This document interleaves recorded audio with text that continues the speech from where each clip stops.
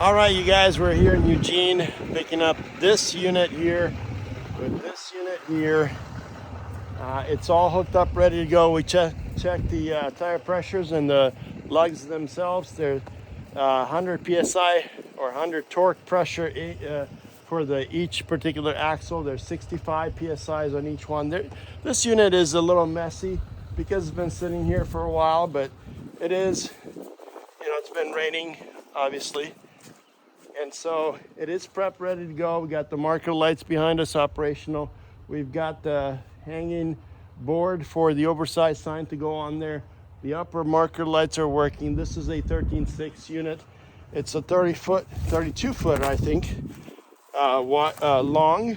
It's a 10.5 wide, approximately 10.6 unit. It's standing on its own, flat,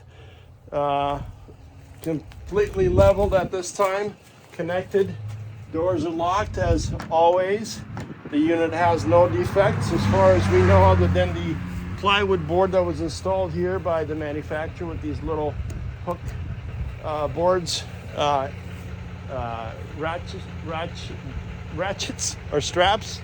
Anyway, it is a tongue weight reinforced unit with a 2M516 ball hitch assembly. We have it lifted up on our ball at this time, ready to go.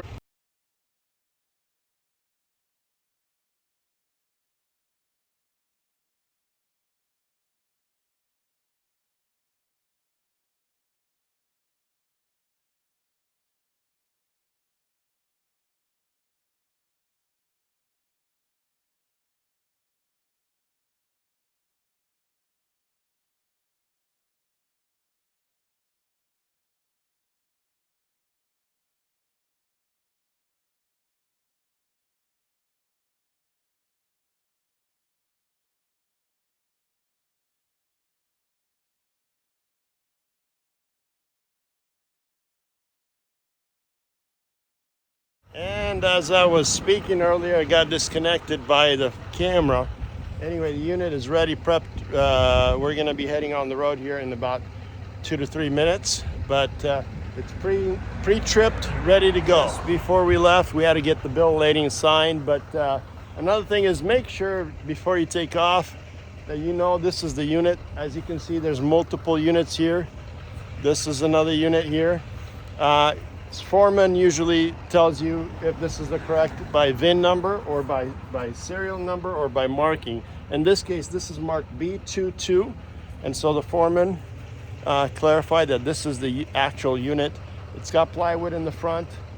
This is the actual unit going to the destination we need to make delivery to. So again, double and triple check to make sure, otherwise you're on the road heading that direction, or maybe even to the destination you make the delivery. We have never made that mistake, but it could always happen. So make sure you double check your paperwork and make sure you double check with the foreman, especially when you have a field like this where they're parked and you're not certain of the unit because there's multiple units available for transport. So double check serial number, VIN number, log number, bill of lading number, some kind of number that actually tells you this is the right number for that unit before you take off. So now that we're ready to go, we're going to be taking off, heading over to Dillon Beach in California. Once again, I am over this public scale right now with the tiny home that's heading to Dillon Beach. Behind me, I'm getting an actual weight. This is my steer weight, 4,400 pounds. We're going to move forward and we're going to come in with the drive. My drive is currently at 8850. Yep, 8850, and now we're going to bring the tires of the 8800. We're going to bring the tires of the trailer onto it to see the difference. Yeah, the trailer's ringing 1550 is what it was before. Let's see if I can just get back a little bit. Oh, that's off the charts, going backwards. So we're at 14, 15, 100. 15, 100 is the highest for the trailer.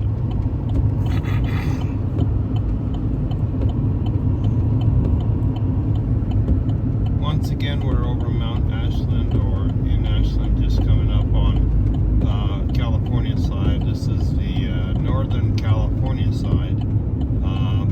Inspection station coming up. We're on I-5 southbound. Snow's coming down pretty good. It's sticking up at the top, but here we are kind of on the valley almost. There's quite a bit of snow on the left, right. Plow trucks and de-icers are going through all the time, so they're cleaning it up. It's about 32 degrees outside right now. It is sticking, so by tomorrow morning supposedly snow is going to be moving in. More snow, that is. Right at this moment it's pretty I guess it's up in the air, so how much of it's going to stick, well, we don't know, but it is definitely coming down very well. Big flakes, as you see, and outside of the areas that trucks pass through and the areas that it's being de-iced, the snow is sticking quite a bit. Up on top there's snow, about a 2-inch snow. No chains are required, but it could have definitely used. The minute you stop on top on the side, by the way, you get these heavy fog blind spots that come out of nowhere. You know, we're traveling about 55 right now going down the hill, and suddenly out of just, you know, this called freezing fog, you know, comes out of the blue just in the midst of your travels, just a big huge cloud of fog that just moves in with a bunch of flakes at the same time and blocks your view, literally almost to the point of you know, whiteout.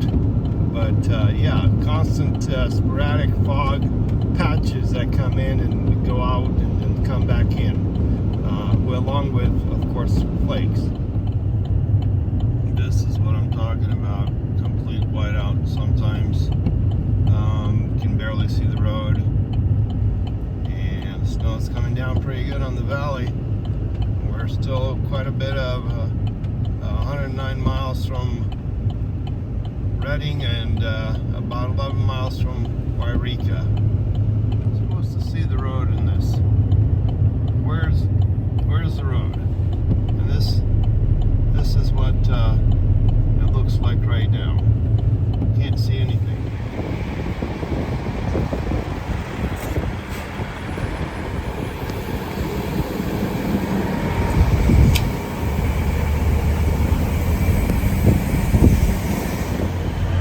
Well, here we are in Weed, California at the truck stop. We're buried in.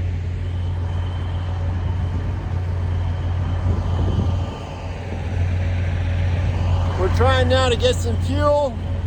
Talking about the storm releasing at about 10 a.m. Fortunately, it's about 5 to 6 inches of snow up here. Maybe a little more in some places. They're chain required, and DOT will not let us pass. In the meantime, we're trying to top off with fuel so we don't run out of gas, so we can stay warm at night. But we're having a hard time doing that too. Pump's not working.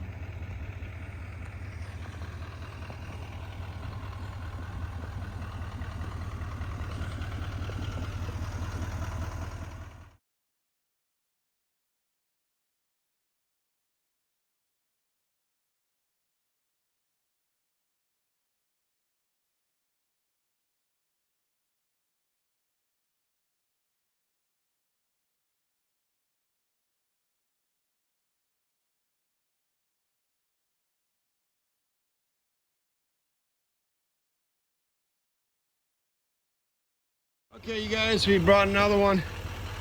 Pulled it all the way back in here. We got it all the way around. Anyway, we disconnected it. Hitch did great. By the way, just to let you know, that's a little low, but it worked all right just fine. You know, the whole unit, it's a little messy. I haven't slept yet, so, you know, the snowstorm up there on the mountain kept it well and dusty, but we got it here safely, and tires held out. Let me show you something. Oh, of course. So anyway, that's what it looks like. And we removed the oversized signs. Markers are off. It's full of dirt though. Dust everywhere.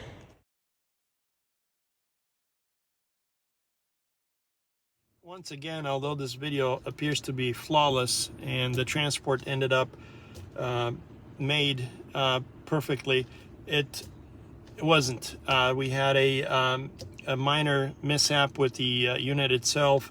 It apparently, upon delivery, it received quite a bit of road wear conditions. You know, the dust particles, the residue, the defrost, the orange material from the road that gets sprayed across the road. It gets sprayed all over all the vehicles and all over the trailers. So that was a concern that needed to be addressed at the time of delivery. Also, there was a little trim that needed to be adjusted and cleaned up and taken care of. But generally, most of our transports, almost all of our transports, are completed flawlessly without issues, without concerns.